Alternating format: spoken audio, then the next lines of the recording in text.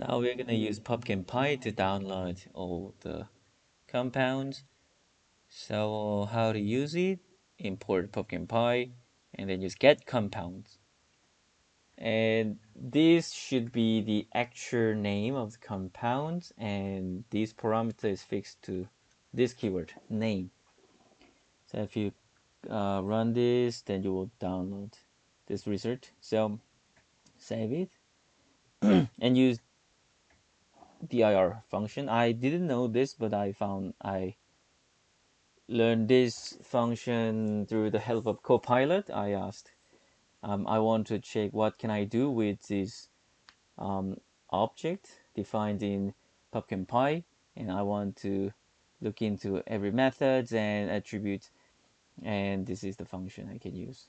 So that's thanks to Copilot. I checked what sort of information I can get. Actually, I just need Smiles code. So here somewhere there should be Smiles code. There's a isomeric smiles and canonical smiles, but I'm gonna use canonical smiles. So every time the return is least, because um when I search the compound with a name, there may be more than one result matched to the input. So it always returns the least, even though there is a one. So sometimes there can be two, more than two, and I prefer. I think it's good to go with the first ones. Mostly, the first one is the best match. So I select the first one with index 0, and then so far here I tested how to use Pumpkin Pie and get the Smiles code from the return from get compounds. So I write this for loop to actually download all the compounds. So you see, this is a selected data frame, and this iter row means run iteration for each row of data frame. So what it does is that this is a data frame. Each row will be taken and saved to this variable I defined. And also there's an index of the data frame, like a 0, 1, 2. This index value will be taken from each. So index of each row is taken, and also row is taken. So if I want to access all the rows through the for loop, you can use iter rows.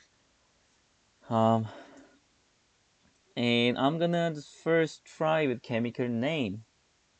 So I select the chemical name, and with this name, I'm gonna download.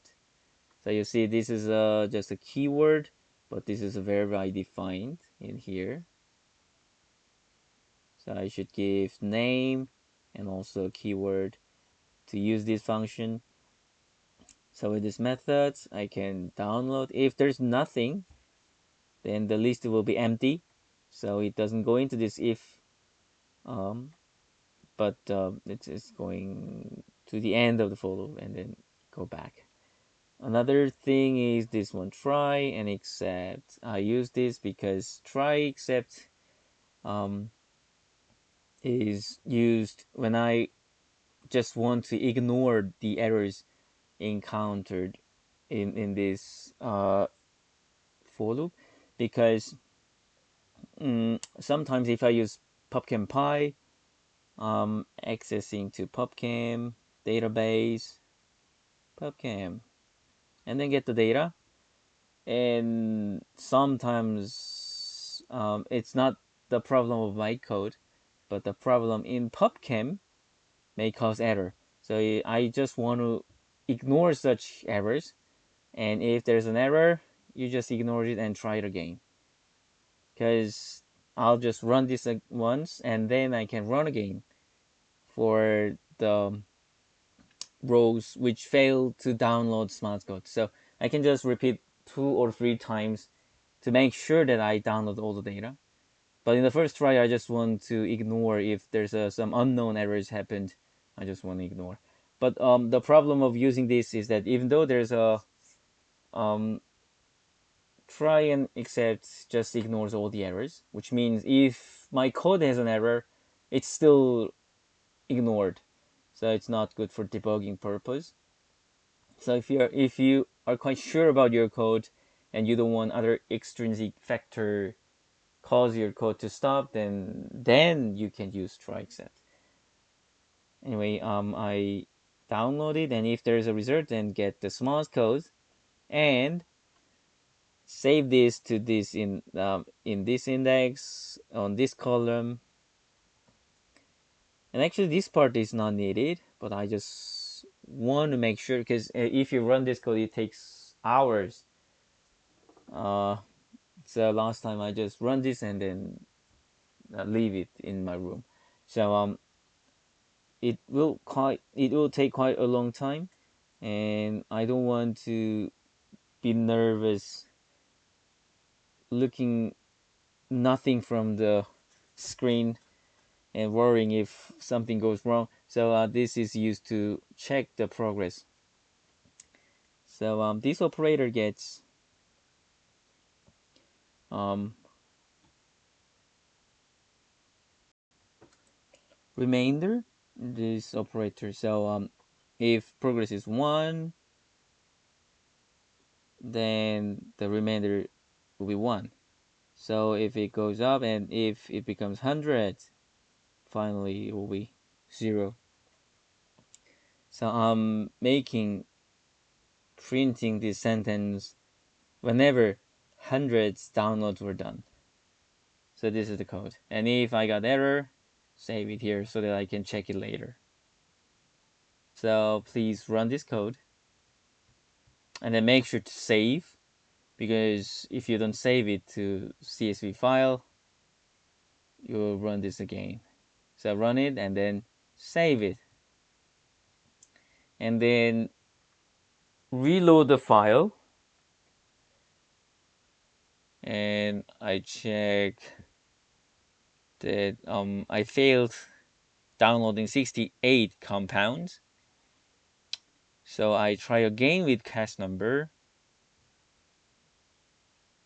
And then DTX I just change this part and then run this again and again, because in here code is a little bit modified. So if SMOS is nan, SMOS SMI column is nan, then select that. So here's a whole data frame, and by specifying this, I'm just selecting data frame with SMI nan. Okay, and then call this each row in follow. So by doing so, if this runs successfully and SMI column is filled, then that row won't be called up here. So by repeating this part, I can make sure that I really download everything. So please run this and save it. And actually, this code should be used for ECA.